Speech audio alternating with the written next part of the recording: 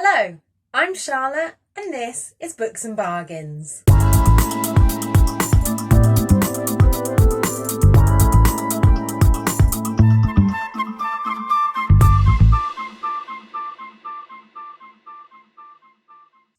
Today I'm coming to you with my January wrap up, and again I have all the books here. Lovely Tom has put them nice and high for me to be able to pick up. I'm doing this while I'm feeling comfortable and then I'm probably going to go back to sleep. So firstly, I thought I'd start with the books that I don't have with me. So they're two audiobooks that I listened to.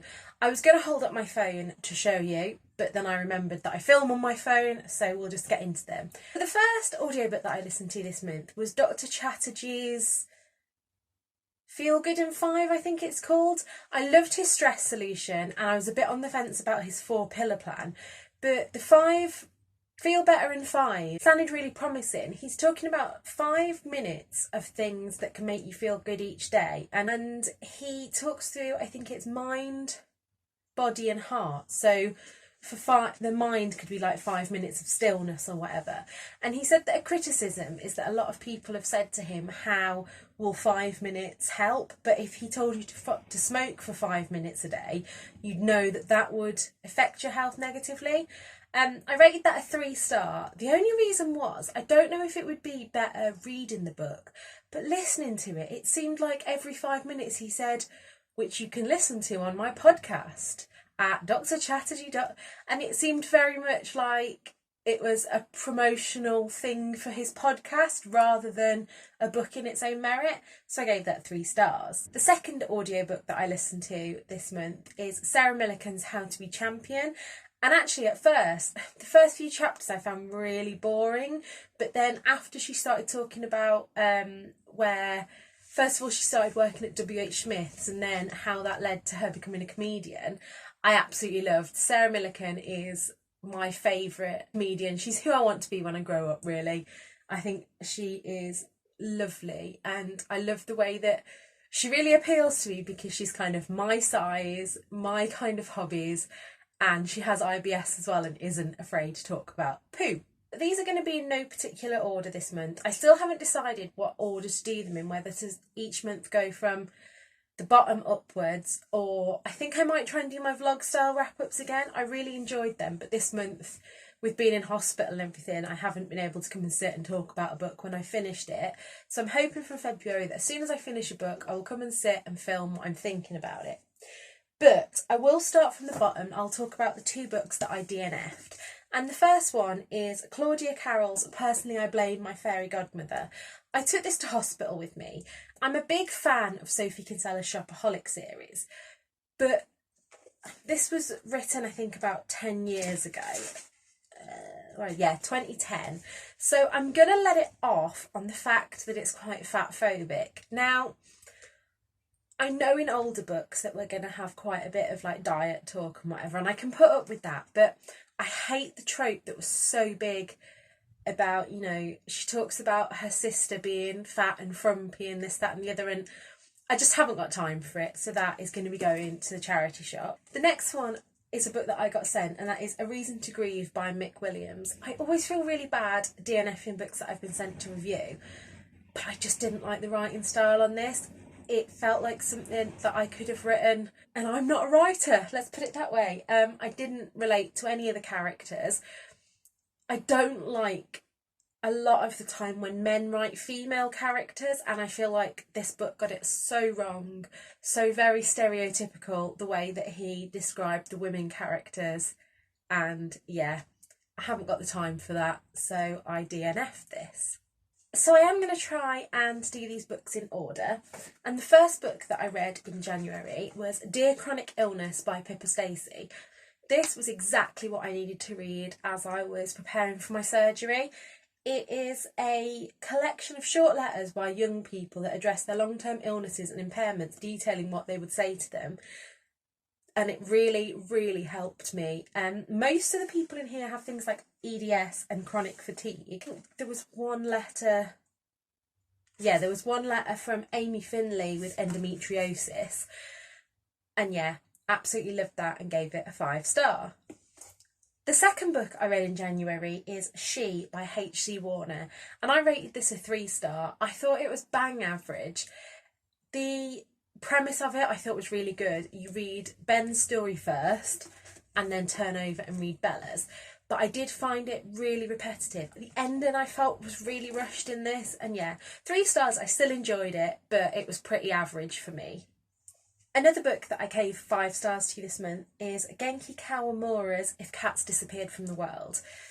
This book, a man at the beginning finds out that he has terminal cancer and doesn't have very long to live when the devil appears, and he makes a bargain to get rid of something each day in return for his life for another day, and it's brilliant. It starts off with small things and he really questions morals and what his life is worth and things like that. I don't want to give too much away, but yeah, 5 stars for that one. And again, reading that just before I was having major surgery, it was just the right time for me to read that, I think. The next book I read in January was Getting Dirty by Rachel Stewart. Now, this does actually have 2 books in it, and I've only read Getting Dirty, so I still need to read Teach Me. But this was sent to me from Rachel's Random Resources as part of a Instagram tour. So if you head over to my Instagram, that was on the Instagram on the 1st of February. I loved this. I've never read a Mills and Boon before, and this is one of the dirtier Mills and Boons. And I have decided that I love a bit of smut. Ash thinks of himself as one of the good guys. He is a private investigator and he is investigating what he thinks is a spoiled little rich girl. Things get dirty between them, and yeah, I don't want to give too much away, but this is a bit steamy, and I think I gave that 4 stars. I then read The Haynes Menopause Manual by Dr. Louise Newson, again, before my surgery.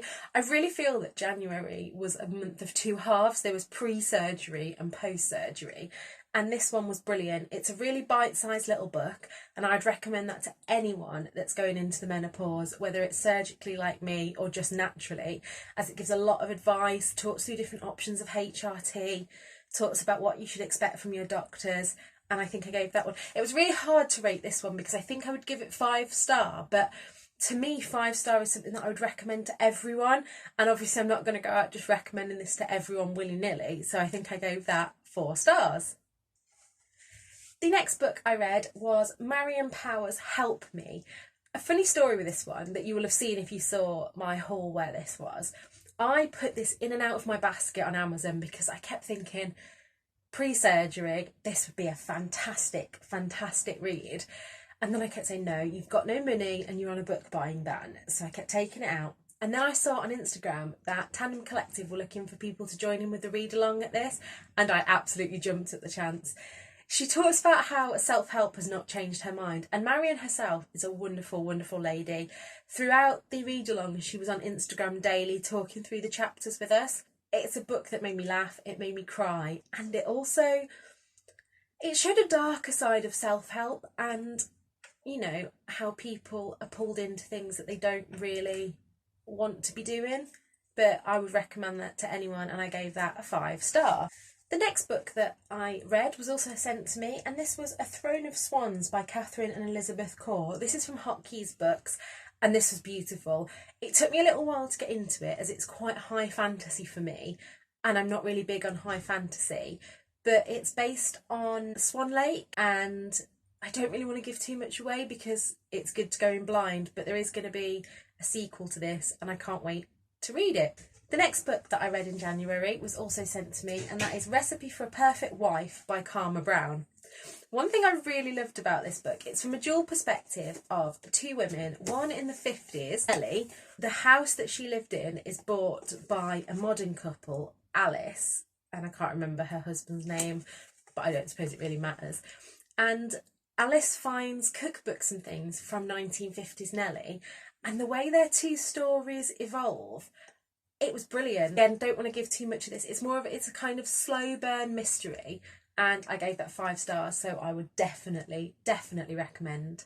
After those couple of books, I really got into a kind of kick-ass woman mentality, and the next book I picked up was Brazen. If you've been watching me for a long time, you'll know that I picked this up for 10 pence from a charity shop last year. And it is this beautiful graphic novel. Oh, I'm showing you a page with no graphics on, that's brilliant. there we go, beautiful graphic novel of rebel ladies who rock the world. And there's a few people in here that I'd already heard of, but there's so many badass women, and this is from all across the world, that I'd never heard of and didn't know anything about. So I've been writing their names down, and I'm going to see if there's any books just on them, because I'd like to read it more, and I gave that a 5 star. I then read MC Beaton's Agatha Raisin and the Walkers of Dembele. I love Agatha Raisin, and this was the next one in the series that I had to read. It's basically a slow village life, slow burn, murder mystery, and I love it. Not too taxing on the brain, it's a good one to just lose yourself in. Oh, I rated that 4 stars. I was then sent Sheila Camels' Fight Like a Girl, and this story follows a girl from Trinidad, and it's her relationship with her parents and their culture, and just trying to live through it, and, you know, going through all the normal stuff that teenagers go for, like falling in love. And I thought it was great. I've never read anything from that culture before, and I really enjoyed this. There's some really heartwarming scenes between her and her mom, and it shows the way their culture is, and I rated that a 5 star. Only 2 left now. So the next one I read was also sent to me, and this was Cass Grafton's The Cottage in the Cornish Cove. I started out really enjoying this one, but it was about 200 pages too long. Nothing really happened that couldn't have been summed up quicker. I guessed all the twists before they happened, and I just got bored, so I gave that one a 2 star, and apart from my DNFs, that is the lowest rated book this month. And last but by certainly no means least is Bethany Rutter's No Big Deal. I was kindly sent this by Book Break and Pan Macmillan, and I really loved this book. I love anything with a fat rep in it because, hey, I'm fat, and this is exactly the book that I should have read when I was 15. Emily, the main character, goes through a lot of the things in this that I went through when I started my body positive journey when I was about 25, and that's, although you know that what you're doing is right and it's right for you, questioning everything because of the way society makes you feel. And I think everybody should read this book. And again, I gave this a 5 star. So that's all the books that I read in January. As you can see, a lot of 5 stars there, but it's really weird because the 2 that I DNF'd and the 1 2-star that I had feel like they dragged my reading back a lot this month. Really slowed me down.